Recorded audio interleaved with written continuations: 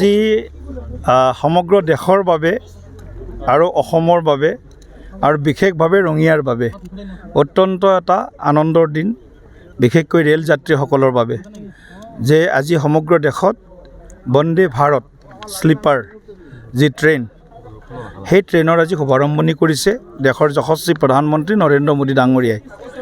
আৰু ইতিমধ্যে কামাখ্যা ষ্টেচনৰ পৰা মুখ্যমন্ত্ৰী ডক্টৰ হিমন্ত বিশ্ব শৰ্মা ডাঙৰীয়াই নামনি মোৱা কামাখ্যা ষ্টেচনৰ পৰা আমাৰ হাওৰালৈকে বন্দে ভাৰত এক্সপ্ৰেছ স্লিপাৰ ট্ৰেইনৰ শুভাৰম্ভণি কৰিছে।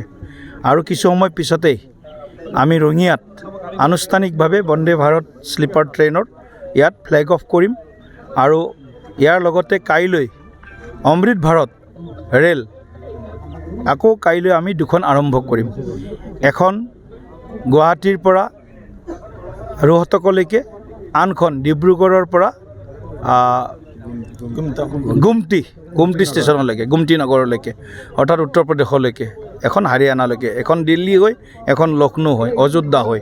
গতিকে এই দুখন ট্ৰেইনৰ কালি সুবিধা অসমবাসীয়ে লাভ কৰিব। লগতে আৰু বিভিন্ন ভাৰতবৰ্ষৰ বিভিন্ন ট্ৰেইন আজি প্ৰধানমন্ত্ৰী ডাঙৰীয়াই উদ্বোধন কৰিছে। গতিকে আমি খুব আনন্দিত যে দৰং ওদালগুৰি লোকসভা সমষ্টিৰ সাংসদ হিচাপে এই দুইখন ট্ৰেইনৰ ষ্টপেজ আমি ৰঙিয়াত পাইছোঁ।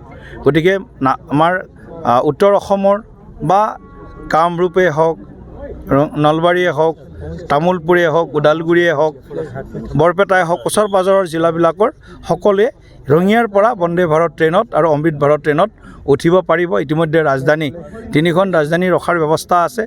এখন ৰাজধানী 503খন ৰখাৰ এতিয়া হোৱা নাই, সেইখনৰ কাৰণে প্ৰয়াস চলি আছে। নিশ্চিতভাৱে আমি অনাগত দিনত তাৰ সুবিধা লাভ কৰিব। সেইখিনিও হ'ব, এইখিনিও হ'ব চব ৰঙিয়াত। অকলতো আৰু সকলো কথা ৰঙিয়াত নহয়, কাৰণ অকল ৰঙিয়াই নহয় মোৰ সমষ্টি একেবাৰে বাঢ়িব। অমৃত ভাৰত ষ্টেচনৰ অণ্ডাৰত এইটো নিৰ্মাণ কাৰ্য চলি আছে, বাঢ়িব।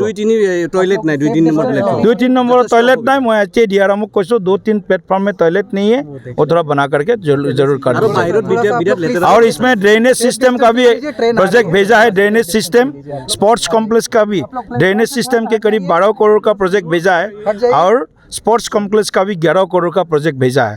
तो उसका भी अभी विचाराधीन है। बंद हो एक्सीलरेटर की हो सब सीखा से